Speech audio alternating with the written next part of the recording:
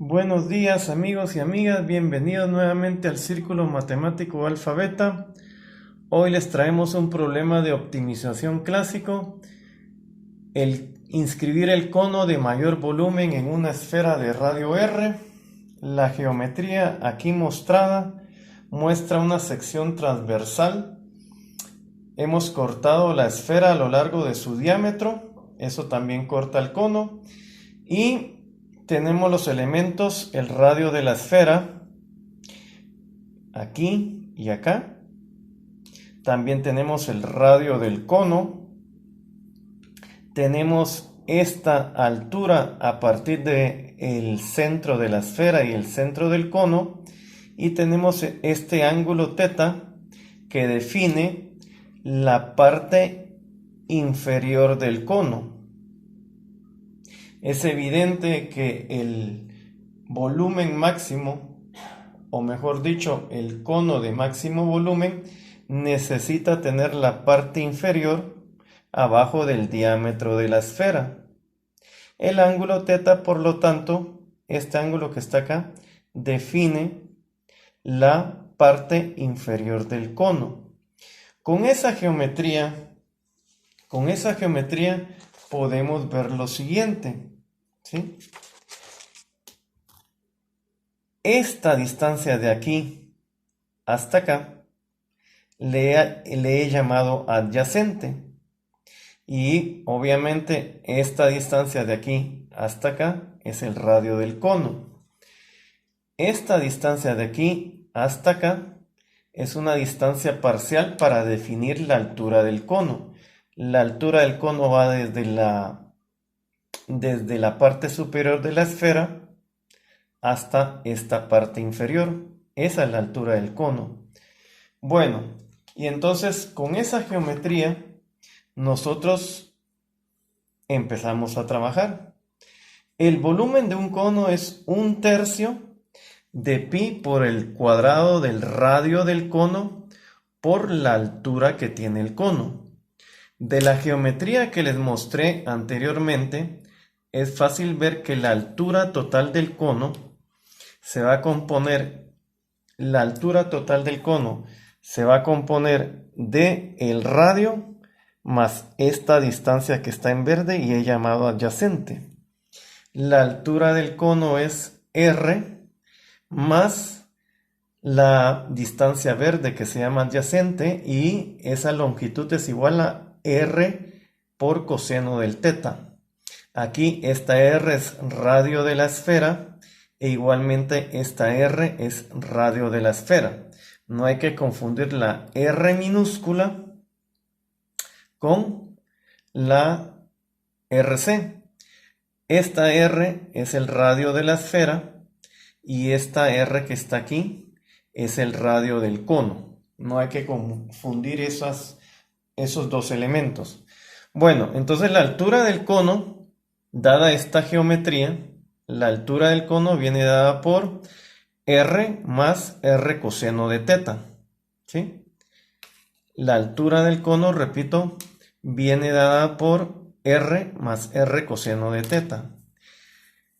Por lo tanto, la fórmula de volumen del cono empieza a tener estas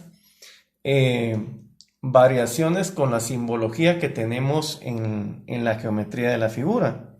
Resulta que ahora el volumen es 1/3 de pi cuadrado del radio del cono y la altura es R más R coseno de θ.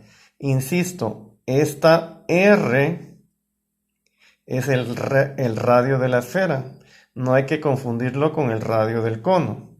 Bueno, entonces volumen 1/3 de pi cuadrado del radio del cono que multiplica a R más R coseno de θ. Y ahora es claro que el radio del cono es R seno de θ. Volvamos a la geometría. Este valor radio del cono se relaciona con R y con el ángulo θ mediante la función seno, ¿eh? Seno de θ es opuesto, que en este caso es radio del cono, dividido hipotenusa, que en este caso es radio de la esfera. Entonces, de esa relación trigonométrica despejamos radio del cono y resulta ser R que multiplica a seno de teta, ¿sí? Radio del cono es R de la esfera por seno de teta. Bueno, y entonces tenemos que la fórmula de volumen viene siendo entonces 1/3 de pi cuadrado de R seno de teta que multiplica a R más R coseno de teta. Estamos acá. Volumen 1/3 de pi cuadrado de R seno de teta que multiplica a R más R coseno de teta. Bueno, y al elevar al cuadrado y factorizar la R aquí, llegamos a esta expresión.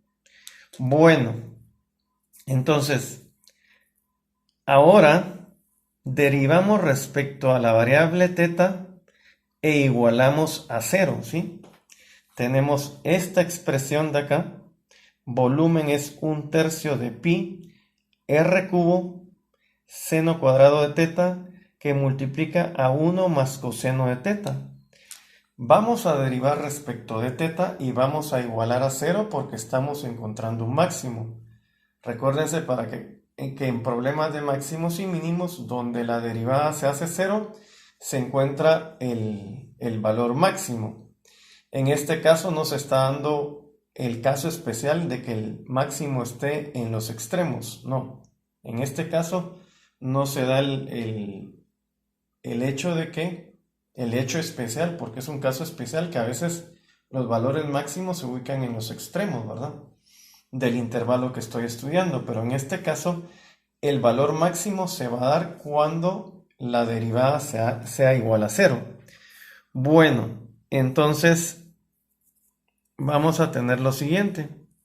Derivando respecto a teta, la función volumen, tenemos esta expresión. Derivo en la parte izquierda y para que no me cambie la igualdad, derivo la parte derecha. Esto por ser múltiplo se hace a un lado y la derivación solo entra en estos términos, la derivación respecto de teta. Bueno, como estoy igualando a 0, este múltiplo pasa al lado izquierdo y sigue siendo 0 la parte izquierda, ¿no? Esto por ser múltiplo pasa dividiendo al lado izquierdo. Y entonces tenemos que la derivada respecto de teta de estos términos ha generado todo esto.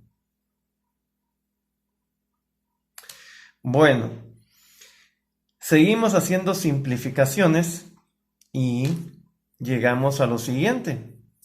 Llegamos a... ¿sí? Seguimos haciendo operaciones. Seguimos haciendo simplificaciones y llegamos a 2 coseno de teta, 2 coseno de teta, 1 más coseno de teta, menos seno cuadrado de teta.